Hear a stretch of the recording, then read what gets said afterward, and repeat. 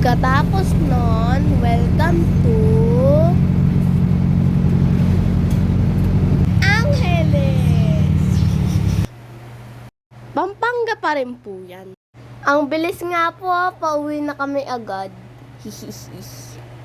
Nanggaling po kami dun sa, hindi ko po alam, nakalimutan ko na eh. Napadaan lang po kami sa tindahan para po bumili niyan. Madalang lang po yan ah.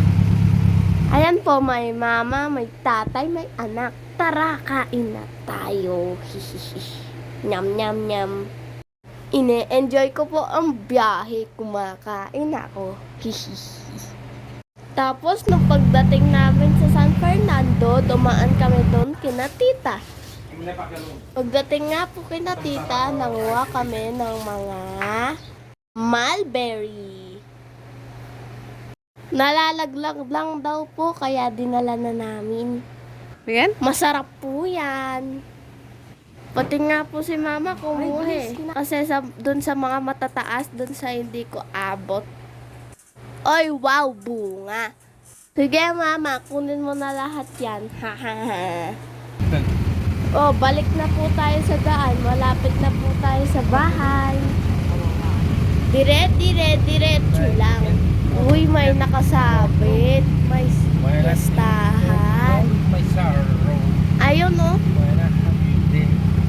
Ayan. Pagdating nga po sa bahay, pahinga na. Later. Bago kami umalis, pipitasin ko muna ang guava. Yun.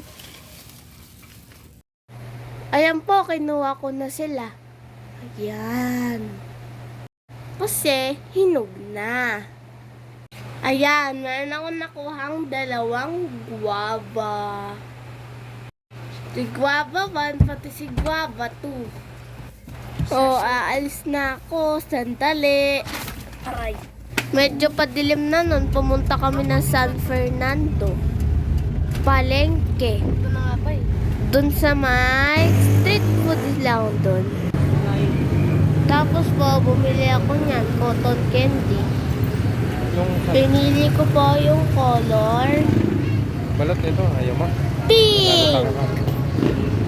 Ayan po, inaabot na po ni Manong magtitinda ng cotton candy. Tapos po, bumili lang kami ng ano-ano lang. Kung ano-ano lang to. Tapos burger. Diyan. Tapos umuwi na. Ang saya!